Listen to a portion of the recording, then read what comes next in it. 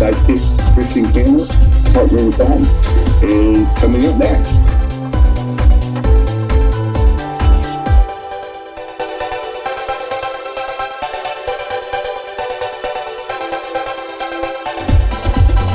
Hey everyone, I'm Jen's sidekick. Welcome to Two Queers in a Truck. Hi y'all. See you soon.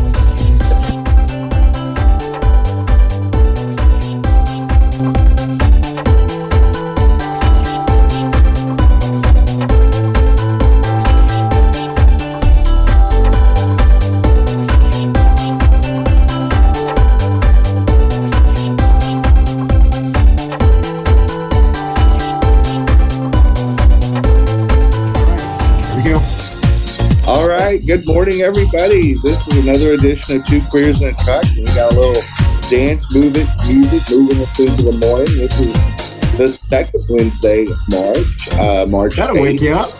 I mean, nice dance music. We're moving into an early spring. It's been warm here in Charlotte, North Carolina, where we film and tape this show. And good morning, Boo. I'm Jenny-Jaymes. Good morning. Good morning, Boo. Good morning, Boo. My long-term broadcasting partner, Christian Cano. We do 2 shows a week, every week, whether we need two shows. So we have this show that we record, which is Two Queers in a Truck, and then we do our original OG show, Coffee and Pan Dulce, and it is coffee and pastries, and we used to do it in Christian's living room until Miss Rona showed up and ended the party for that, and now we do it remotely. But anyway, we are going to get started, and it's hard to believe we're already burning through March. Like wow. It's kind of bizarro. If you're seeing this, we taped this a week in advance, and so technically we're taping this on March 1st. It's broadcasting on March 8th. So some of this topics we talk about seem old. It's because they are a week old. That's right. But this stuff, most of the stuff we talk about timeless on for years, like Republicans hating the LGBT community. It's just standard operating procedure for them. So we before we started taping, we were talking about this off camera and just how they've just completely abandoned rational thoughts. And are chasing drag queens and trans people around the moon and back. But speaking of that, drag for Lee, but not for thee. Drag queen Governor Bill Lee in Tennessee dressed in drag for some college stuff in 1977. And we point this kind of stuff out because Tennessee is basically banning drag performances and making it a felony in most cases, to where they're essentially making it so hard to perform drag in Tennessee that you literally just can't. You can't even take the chance because they'll be able to come in and arrest you in the club, which takes us back to the old days of the 50s and 60s when police were regularly raiding gay clubs, and that's what started the Stonewall riots in 1969 in New York, and the many LGBT riots that happened in Los Angeles and Southern California in the 50s and 60s that really started us as a formal LGBT political movement. And it's this kind of crap. If Republicans ever want to know how they played a part in riots and protests, this is it, is to illegally ban a art form, a freedom of speech issue, that you can't ban this anyway. They're not doing anything wrong. And constitutionally, it violates the First Amendment. As soon as this passes, which it's already passed by the time that this airs, it's literally going to get blocked in court. I mean, the ACLU is already teed up. They'll drop the amicus brief as soon as the governor signs it. They'll already have it filed in court. It'll just be like boom, boom, because you can't ban drag performances. It's a violation of 1A. And More importantly, Jenny, and this is why I'm wondering if there's outrage, but there doesn't seem like outrage. And it's almost as if though people subconsciously are thinking, there's no way this is going to be legal. So I'm not worried about it because it's going to be stricken down. You know what I mean? It's almost like people are thinking that because logically you think, how can you ban what they're doing, someone dressing however they want to dress in public? Because the law says you cannot dress, if you're a male, you cannot dress as a female. If you're a female, you cannot. So first of all, that in itself has to be unconstitutional somehow. But how can you prevent someone from dressing a way? Because technically, if you do it, it's considered adult entertainment, like a stripper. Mm-hmm. So if you and me decide to dress in drag and walk out of our house, someone can assume we're being paid for it because that's the technical. If you're being paid for it, so. Right. How do you distinguish, are you being paid? Are you not being paid? Are you being paid? You know what I mean? And so to me, the best way to fight this is when they sign it, people go to Nashville, just dress in drag and just walk in the street. Yeah. Because how do you decide you're being paid, you're not being paid, you're being paid? Well, to take it to the ridiculous, but not ridiculous. Yeah. So judges wear robes. Robes are dresses. Exactly. The French word for dress is robe. So you have to arrest every judge in the state of Tennessee. They're working. Well, don't you think that's what they have to do? People need to call on everybody. You have to 100% turn in every judge, every priest, every pastor that wears their little garments because they're dresses. You're wearing a dress. I mean, that's why Catholic priests love those dresses, is so that they don't have to use a zipper and they can sneak up on their victims and be silent but deadly. And so, the original drag queens are Catholic priests, big old queens. I mean, have you not met a non-performative Catholic priest? They are the biggest, whiniest queens ever. Look, come on. I like the men of the Catholic Church are the nuns. They're the stern ones. They're the disciplinarians. I mean, I'd much rather take on a Catholic priest than a Catholic nun. I mean, think about that for a second. You talk about dressing drag. I mean, the nuns are literally like drag kings. I mean, they take more of the male attributes of the sternness and disciplinariness. But it's like the drag, like you need to arrest all priests, all pastors that wear robes and garments because they're cross-dressing and they're performing drag, getting paid to do it. But you know what's really important? All judges. You have to arrest anybody. If any politician goes on TV and they have to wear makeup for the camera, that's cross-dressing. They need to be arrested. So if you're going to apply this to a certain group of people and you're making money off doing this position, i.e. you're getting paid as a governor, a state senator, a state representative, any job, they need to be turned in and arrested. If they don't get arrested, then the law automatically should be invalid.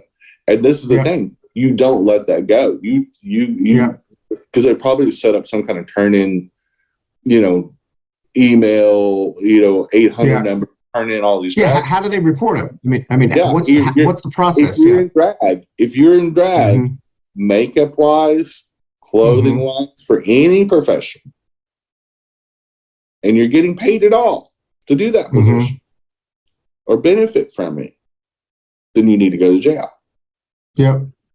And that's that. And then it need to be prosecuted. They got to be prosecuted if you're going to keep And they need to have people standing outside of churches, standing down Nashville, in downtown Nashville. If you see a country singer, call 911 and say, I think that's actually a woman dressed as a man. Yeah. If there's a lady going into church, call 911 and say that lady in the blue dress and hat, I think is a man, and make them prove they're not in drag. Yeah. and if they don't arrest them, if they refuse to act on it, then you go, well, you violated your own law.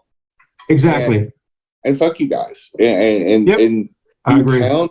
You pound them to death with this. I mean, you blow up the law enforcement lines and just keep calling and emailing and just wear it out to where law enforcement goes, we ain't going to enforce this shit.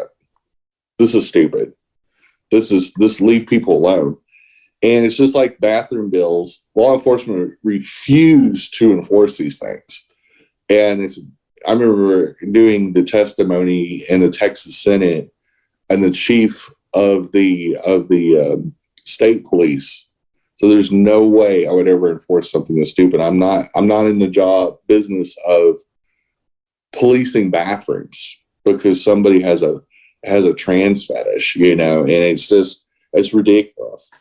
Moving on, interesting story. A woman claimed,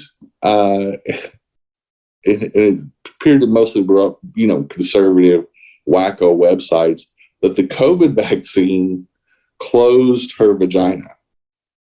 That the side effect of the COVID, that she turned into an anatomical living Barbie. And I mean, I'm not laughing because her alleged vajayjay closed. I'm laughing because was she really a woman and never had a vagina, and she's just assuming I don't know. We'll find out. What's the story? So that is the entire story. Okay. And the reason I'm doing this as an entire section of the show, is we were talking about this off camera too, that the MAGA Republican lies, where they've gotten to the point where they were having the fake seizures a couple weeks ago. They were putting out videos of people, like the seizures were so fake that you could see them grinning while they're doing these. I mean, the acting was so bad, it was worse than adult film acting. And you're like, come on, guys. Like, all of a sudden, we talked about this too. It's like, well, if only Republicans are having seizures because of the vaccine, then it's a good case to become a Democrat. Exactly. Case solved. And if the COVID vaccine is literally some kind of chemically suturing up vaginas, and you still use vagina, even though most Republican politicians really don't even know what a vagina is. They don't. Well, they know what a mangina is. Because they all got it. But or as Borat said, the back pussy. Can you powder my back pussy? It's very nice. Don't you shrink me, Gypsy. But it's one of these bizarre. Like, you can't help but not laugh at some point and go, "Are these fuckers serious? Are they?" Yeah. I mean, like at some point, and the lies get so over the top, and the theatrics and the queening and the crazy behaviors and the shit that comes out of their mouth, including people that are hold office. It's like they've got certain things memorized, like, oh, we're doing this for the children. We're doing this for the children. You're changing the liquor laws for doing, and you're doing that for the children. Oh yeah, we're doing it for the children. Like they use certain words all the time. Socialism, woke. We're doing it for children. It's like they have this like parental rights, children. It's just like a reflex with them. They don't even know what they're saying. And the rank Republican voter, when they get on the Twitter and stuff, they just repeat these lines. I go, they didn't even fucking ask. We're talking about monetary policy, and you start saying that monetary policy is woke or something, and it just getting to the point where what they're saying doesn't even connect to the subject matter. They're so disassociated with reality in mainstream America, and I think that's what creates this divide of saying, well, it's both sides. I go, it's not both sides. Just the left constantly has to point out this is not even hypocrisy anymore. It's just raw stupidity. It's just raw, unfiltered stupidity and word diarrhea that just comes out of their mouth. They just start screaming all the few words that they know, that they don't even know the meanings of. They just repeat it. All right, I'm rinse and repeat, rinse and repeat. Let's just repeat this lie as much as we humanly can until people stop listening.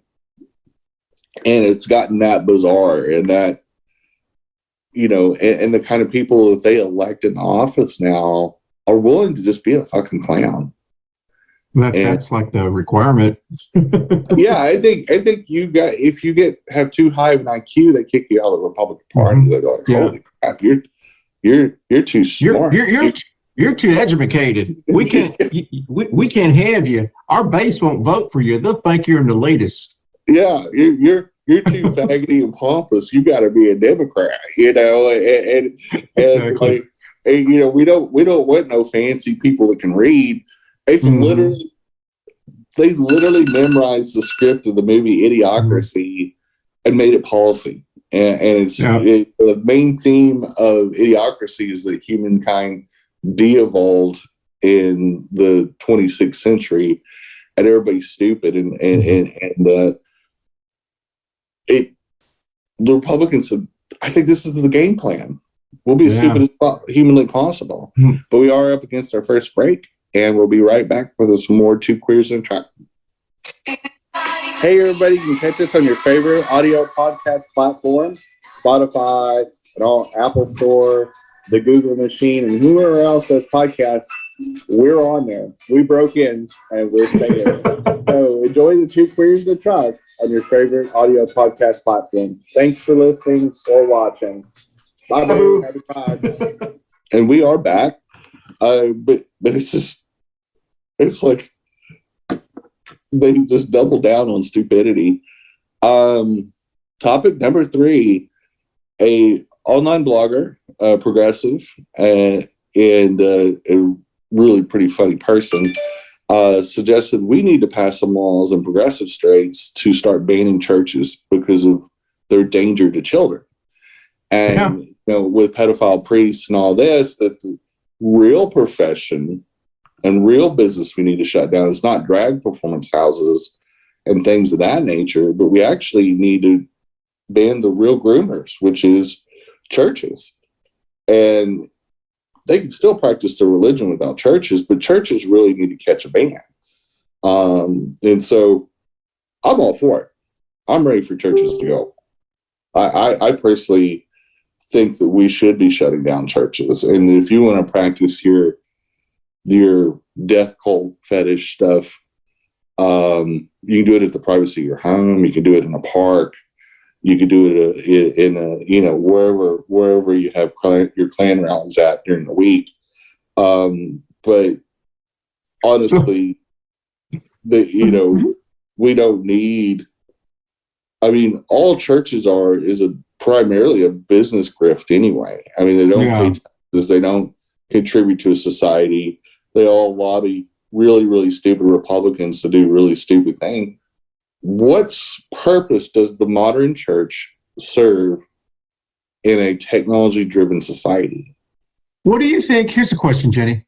What do you think the people, and I'm talking about more the evangelical ones, you know, the evangelicals, the ones who are really the ones who are non-denominational, the ones that are just Christians. They don't consider themselves Episcopalian, you know, Lutheran, Catholic. They're like the Christians, you know. And we had one that was co-host for a while, for a long time on the show, not on the show, on the coffee show.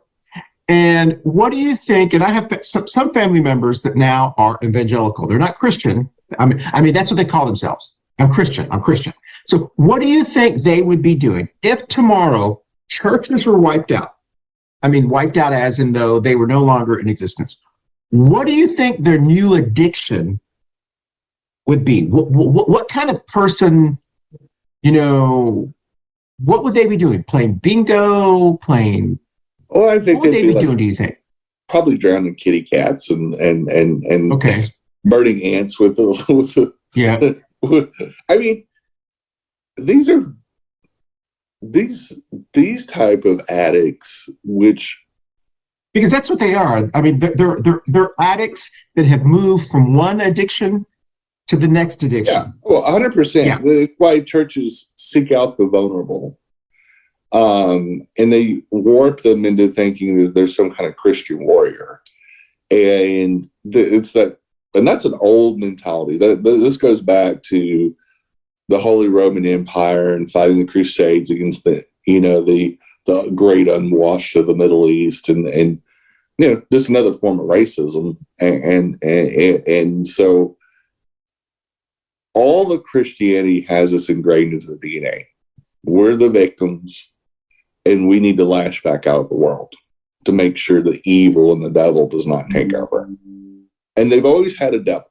They've always had, whether it's women that actually could speak for themselves in the 1620s, and the fundamentalists at that time were just drowning them and calling them witches. Whether they were, traitors to the Roman Empire, Hitler, same thing, weaponized religion and went after the Jews and the gays and everybody else that did not comply to Nazism. But that's been Christianity's role from the beginning. The Romans that created the Christian church literally weaponized it to protect Rome. And it's always been this way. The side effect of modern Christians is that some do it because they think it's about peace and love.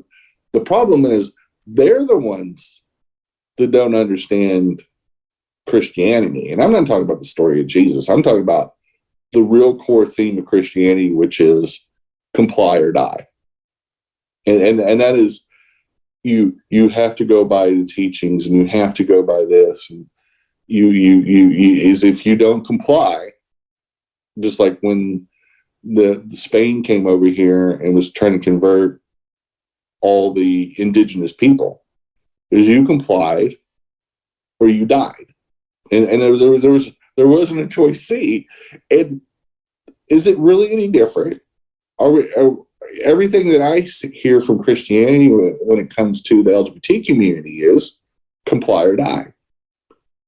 And so we've got to stop glossing up these churches for what they are. And the blogger on Twitter that was talking about banning churches, he said we got to start by banning the Bible, and also banning taking children to the groomers in the churches, and don't make it illegal for children to attend church, because they're really just after the parents anyway, because the parents are the ones that have the money. Kids can't donate. Exactly. So stop all kids programs of any kind in any religious organization is reasonable, because if you're going to ban drag shows because of groomers, and you want to ban drag queens because they're in the adult business, well, murder and suppression that the Christian church teaches, you don't want to teach that to children. You don't want them reading the Bible. The Bible's full of sex and violence. Hey, Jenny, I'm going to talk. I know we're out of time on this one, but I'll say this on your next subject. Yeah, about this. And so the next subject is, it's not too far off this subject. Oh, good. Big old Queen MTG got her fees hurt this week, which would be last week when you're seeing it. Yeah.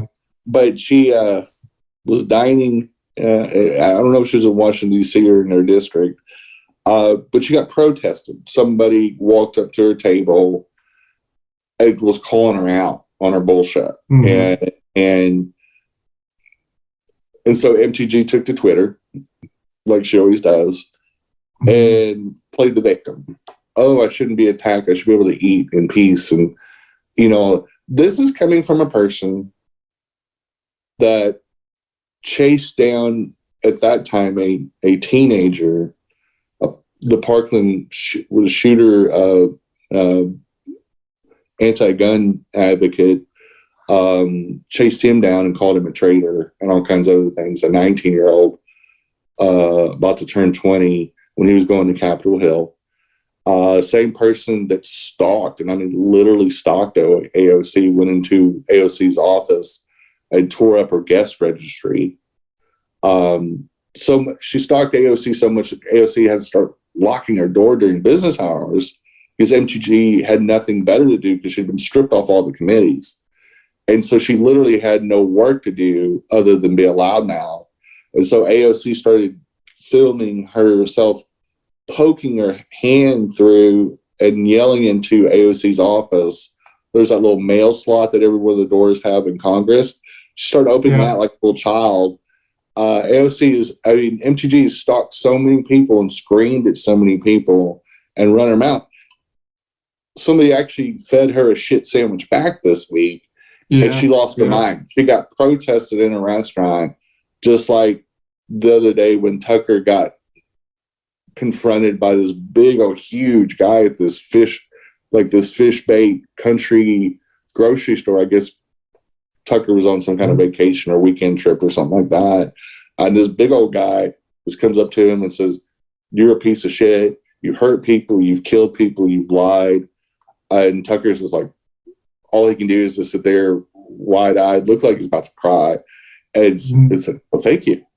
Thank you," trying to call off the argument. And the dude just keeps going. It is literally blocking Tucker's ability to even move around the store and not letting them sit there and just lie and obfuscate the truth and dance around it. And that's what needs to happen to MTG. Everywhere she goes in the public, like Walmart, the sex shops, any public store of any kind, any public appearance, people need to protest her. People need to go off on her and shout her down and say, "This is what you do." You sit there and shout down the president of the United States during the State of the Union speech. And so she needs that thrown back at her. All these crazy conservatives that are always screaming and lying and hurting people, well, they need to get that fed back to them. Well, my new hashtag for 2023 is "Eye for an Eye." Yeah. it uses I'm going biblical in 2023. Like old school, but why, and you were going to say something about the Church and Bible Band. Yeah. I was saying is that I really wish that, and I hope we do, in Tennessee, Mississippi, all these people that are passing these transgender laws and so groomer laws and all that, and North Carolina is trying to pass one too as well. What we have to do is someone needs to sue churches, because as someone who's been in churches and actually still goes to church when we go to our in-laws' house, there is a actual conversation in every church about grooming young people and how important it is to bring young kids into the church, because you have to have young people in the church because the old people die off. A church cannot survive unless you have new people to fill the seats. And in many of the churches that I have been to, there's a lot of older people, and they literally talk during the sermon how it's important that we start making sure that we bring young people in. And I've heard them use the term groom before, not in the term that they're using against us, but they're saying that we need to groom young Christians because this church will no longer exist. And so literally someone needs to sue the Catholic Church for their CCD classes, the Baptist Church for their Bible study classes, and say these are actual grooming programs, because the Catholic Church actually has a record of abuse. They all do. Yes, exactly. Several people I follow docs these different grooming organizations of the right, and the majority of the sex criminals that you read about come from churches, come from church staff, pastors, youth pastors. I mean, youth pastors is so synonymous with pedophilia that even people make jokes about it now. Like, I mean, you can't, every horrible case of pedophilia I ever heard about when my kids were young, every one of them was a youth pastor. There were several cases of that back in the Ozarks in the early 2000s and early 2010s. And every one of the cases was either a Christian camp or a Christian church. And it was usually a youth pastor. And like, I literally would not let youth pastors around my kids. I'm like, I mean, why? I mean, they look at them like they're a T-bone steak. I'm like, oh no, you get the fuck away from them. We're up against our next break, and we'll be right back with some more Two Queers in a Truck. Hey everyone, thank you so much for watching us on Two Queers in a Truck. Don't forget, you can watch us anytime at your leisure on our video podcast platforms like Facebook and YouTube. But you can also listen to us, either this show or any of our past shows, on our audio podcast platforms like Apple, Amazon, Google, Spotify, and all of the other ones. So once again, thank you for watching Two Queers in a Truck. I hope you enjoy our show. But what does it take to actually, in this country, to actually address the real issue? And to me, all Bibles need to be banned from all places. Yeah. If you want a Bible, go buy one or talk to the Gideons or whatever, and you take it home and you read it all you want. But there should not be a store or anything, because all it does is groom kids, and especially young boys, to be set up for some kind of pedophile pastor.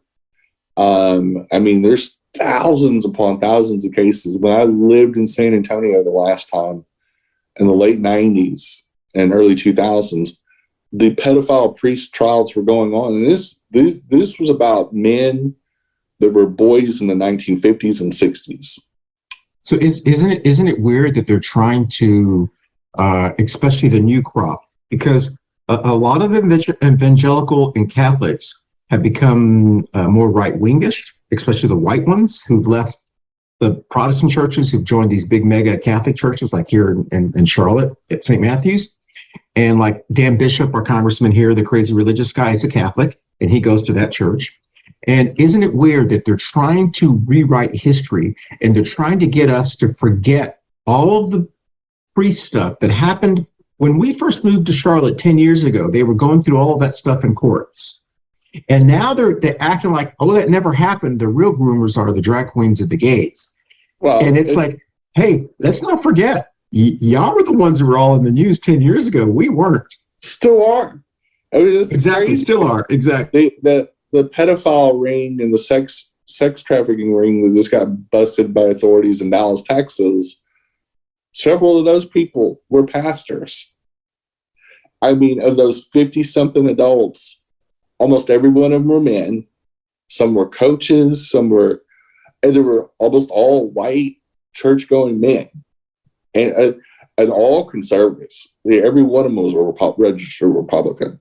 And that's the crazy thing, is it's like they're trying to put down suppression fire to sneak their pedophiles through. It's like they're covering for them, because they are. And let's just say it. They're trying to cover for their own pedophiles and groomers in their own community, whoever it is, whether it's Jim Jordan or, Bobert's husband or whomever. They're the groomers and pedophiles. Jenny, don't you think that they are actually that wing of the MAGAs, the ones that are pushing all this groomer stuff? Because we don't actually see who's pushing it. We just see the elected officials that are doing it. There are people behind the scenes calling them, pushing it, and doing this kind of stuff. Okay? These people don't want to be identified because they're living on eggshells. They are hoping that no one realizes exactly who they are because of the shit they have in the closet. Of course. You know what I mean?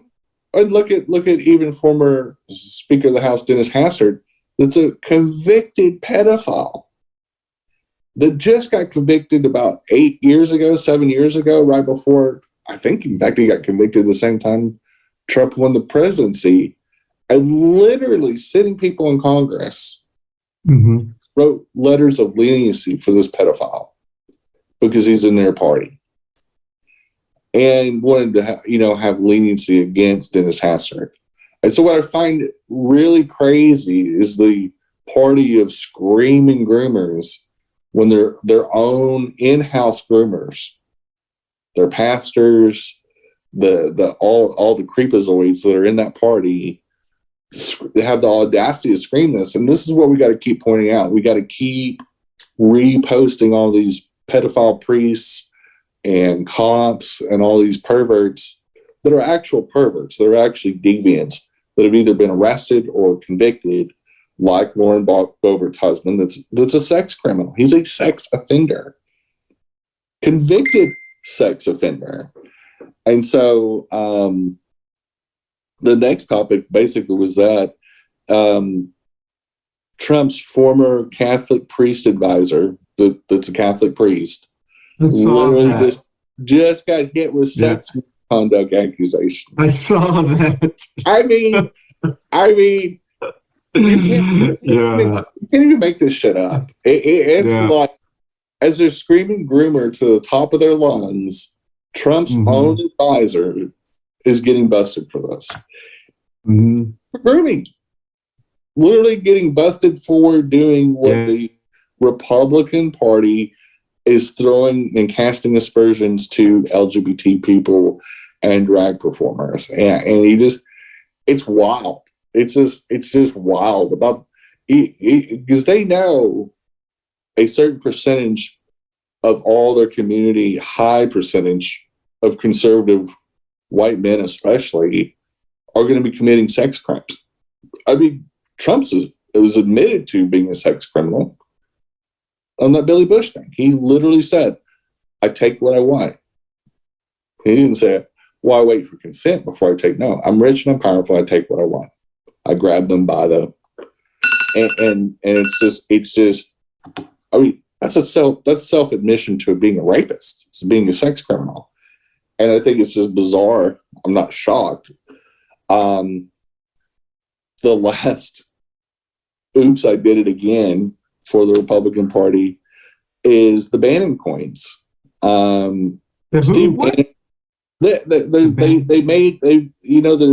the market with cryptocurrency.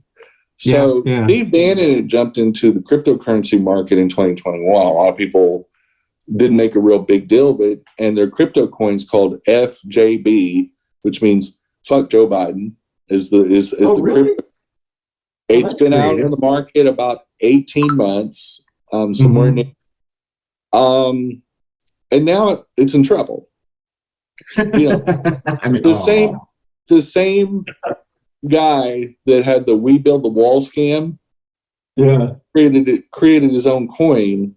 Well, what could go wrong? Now there's accusations of strange donations and mismanagement. And you said it exactly right. What could possibly go wrong for a guy that ripped off billions from their own flock? Yeah. For the We Built the Wall scam.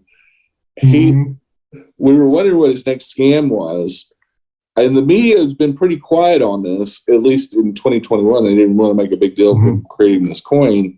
But between the Trump scam cards, the friggin' NFTs that were just grifted images onto his image that were so bad, it looked like a 6-year-old did them. And they sold them at droves, which is only going to hurt the NFT market. And now so recently it's dropped 95% of value from its peak. Wow. And in just a few short months. And some people are trying to blame it on the market and going, no, there's cryptocurrencies that are doing really good right now. It's just that this is run by Steve Bannon. And he's a grifter. He's always been a grifter and a con artist. He's made an entire career off grifting off his own people. You know, the Breitbart's a scam. Everything that he does is a scam. Working for Trump was a scam. I mean, this guy literally, if you got money laying around or any financial access, I would not let him near it. I would not let this guy near for one, Trump needs to bilk all the money he can out of his supporters. He definitely doesn't need Steve Bannon out there stealing too. So I was gonna tell you. I know we don't have a lot of time. We're almost running out of time, even in this section with your show. But I have seen the evolution of how people have described gay people. I remember when I was first coming out, the talking point was people are gay because they were molested when they were younger. Right. They must have been molested. That was why they're gay. And then it came out, what's a choice? It's a choice. They chose to be gay. It's a preference. It's a choice. It's a choice. And then it kind of morphed to, it changed a little bit more.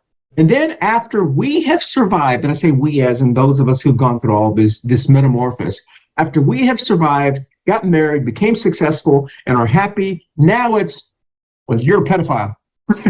Yeah. Well, because I mean, I'm laughing because it's like along the way, they have tried to diminish and damage it, and we have survived. And their last resort is, well, I know you are, but what am I? You're a pedophile. You know what I mean? Yeah. It's childish. because they think if they ban drag, which is unconstitutional, but let's say they keep making these attempts to do it. I think they think that we'll just go away if we can't have drag queens. And I'm going, there's been a gay community for thousands of years before drag. And it's not, and also drag has existed in some kind of form or fashion. I mean, half of the Shakespeare performers were in drag because in that day they were all men. Well, also in the indigenous communities around the world, there have always been this third sex, kind of a male-female type of figure. And the Pacific Islanders have always had it. I forgot the term they call them, and they still exist today. Huh? The Funafane. So yes. Especially in Samoan culture and many of those cultures, in Samoa, they're called the Funafane, and it's a third gender. They're primarily assigned male at birth, but they I hate to call it feminine roles, but they're typically caretakers. So they're people that look after people in society or service workers, or they essentially play all the caretaker roles and service industry roles. It's a cultural thing. It's something that's so widely accepted that the president of Samoa literally is also involved with the Funafane Association. They have literally like meetings, and it's a very developed thing in their culture. And that they're not the only culture to have that, even in modern society. It's never.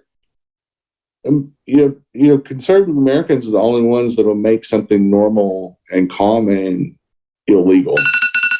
And it's just a cover story. It's a cover story. Like back in the day, most Republicans, gay Republicans, are still in the closet. But they wanted to convince themselves back in the day that being gay is a choice, because they're subconsciously trying to say, well, I can choose not to be gay, even though I'm gay. Exactly. Yeah. And my question is, well, then does that mean that it's a choice to be heterosexual? You just woke up one day and said, I really, really want to be heterosexual. I really, really want to be straight. Because with that, because with that logic, they're actually gay. They just chose to be heterosexual. Yeah. Well, you don't even know what their sexuality is until exactly. They come out. And nobody comes out as straight. It's just assumed everybody's straight. Well, no. If sexuality is a choice, then everybody should have to come out. Everybody should have to announce every time they make a different choice, like, oh, I think I'm bisexual now, or I think I'm gay, I think I'm lesbian, I think I'm whatever. That if all this is a choice, or I'm in a lesbian relationship, I decided to marry a man, then you chose to be straight again, and so then everybody should have a coming out party, and by that crazy logic. They don't even think about what they're saying. They don't care what they're saying. And you had to have some kind of childhood trauma. You had to have been molested. You had to have been, a child of violence. I'm going, there's a ton of people I know that the only time that they had parental abuse is after they came out, and as an adult or a child. And so the coming out process, I would agree, can cause some trauma, but you already came out. This is where the trauma started for a lot of young adults and kids and people that maybe are a little bit more dependent on their parents at that stage of life. But it isn't pre-coming out. So there's up until then, they had a pretty good loving relationship with their parents. And so I find that they twist the narrative to fit what they want to say, because probably their own internalized guilt of going to swingers parties and key parties and being in BDSM clubs and sex clubs, which a lot of Republicans are. The more conservative the area, the more sex clubs you see, more underground sex clubs. It's guaranteed. I've seen it time and time again, and it's just very, very bizarre, because most Democrats, most intellectuals are fairly sexually conservative and very, very straight, very monogamous, because it's just what you see. You see more of an academic introvert that's a Democrat. And the Republicans is more like, hold my beer and watch this as I go to the donkey show or whatever. And I've never seen, most conservatives I've ever dated, for example, they're buck-ass wild. They're buck-ass. I mean, drugs, sex, the whole 9 yards. You want a party, you hang out with conservatives. That's where the party's at. On that note, we'll end the show. And that's a tip for all you kids out there. And I'm talking about young adults, not actual kids. In case they get me on tape saying you're giving sexual to the kids. Exactly. Just understand I'm talking about, I call anybody under between 18 and 30 cats. But anyway, that is the end of our show with Two Queers in a Truck. We'll see you next week. Bye, Boo. Bye, Boo. See you next week. Hey, y'all. Thanks for watching and listening. And to Two Queers in a Truck. And we're already in March. See you next week. Bye, Boo. Bye, Boo.